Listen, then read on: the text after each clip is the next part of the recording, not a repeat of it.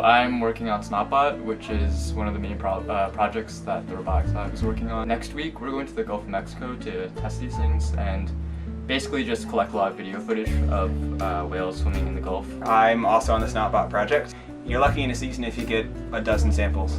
So what we're trying to do is come up with a better way to get sampled. This way, a sleep-deprived seasick marine biologist can stay hundreds of yards away, launch the thingy, take as many samples as they want, and not have a problem.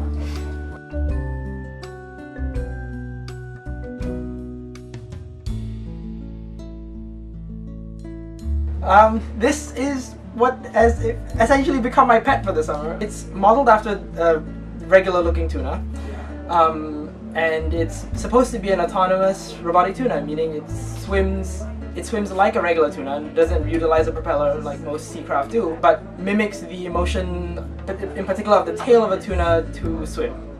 And eventually the goal is to have this entirely filled out to be a completely autonomous robotic fish.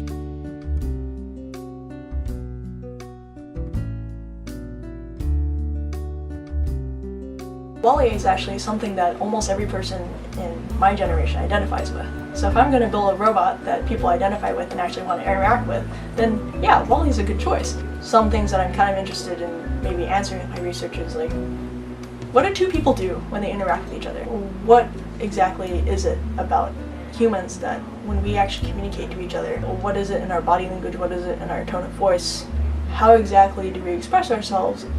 And how could we tie that into an intelligent system so that a robot can understand what exactly we were doing? So there are kind of two labs. There's the Drew space and then the Dave space. We have a lot of interaction. We tease each other, we help each other. It's just a fun group. Dave and Drew have a ton of experience. The amount of knowledge that you just pick up by being around is fantastic. So I work with Drew. The way I see him is he's a middle-aged 14-year-old. He's just so much fun. Dave's fallen out of, or jumped rather, he's jumped out of helicopters into rivers. Drew used to actually be a dancer, a male ballerina. It's like the things that you would not expect your professor to do, and you're like, wow, this is kind of cool, there's like another side to you. It's like things I wouldn't expect. Drew's a very interesting person.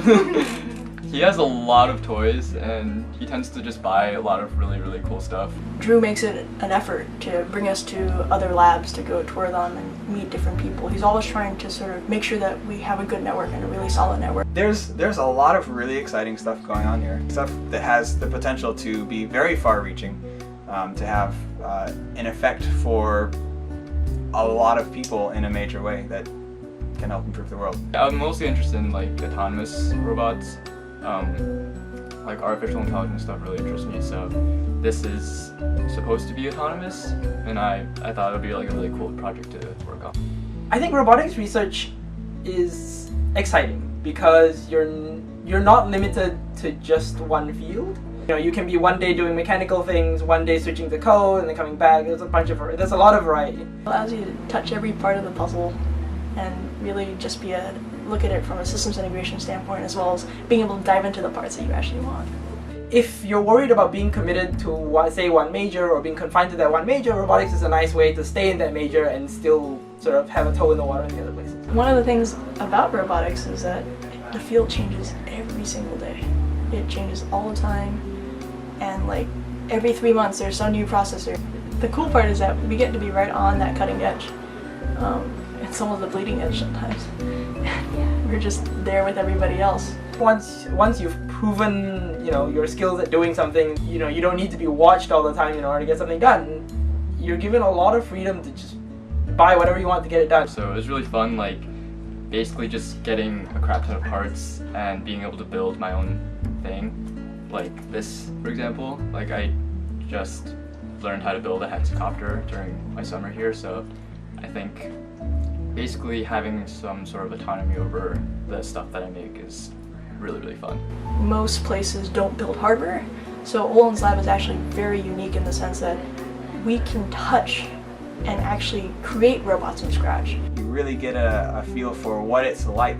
You learn that, yeah, you're going to spend a week trying to get something to work and it's not going to work, and then you're going to realize that you forgot to plug something in. There's so many emerging fields like human interaction, So there's a lot of like gray area that would actually allow many people my age to have a real impact on what the future of robotics is and what the future of really technology and everything is pushed and the directions that everything is going in. I mean, like, we have a real potential to be part of that energy and part of the direction that actually everything goes in for.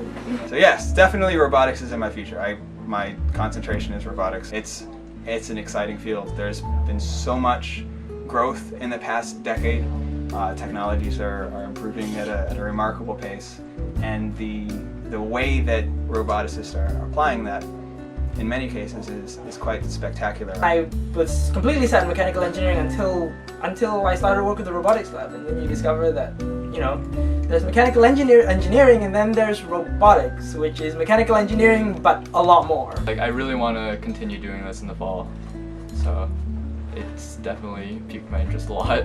We're really easy to approach. You can pretty much come in and talk to any student or Drew and Dave, and you can start working on us with stuff, or even start your own project in some cases. I mean, it shouldn't be like, ooh, you're part of the robotics lab. It's like, which it is for a lot of people, because they walk over here and they go, oh, this is so cool, I can't do any of this. I'm not smart enough. And you're like, no, you are smart enough. You just need to step through the door.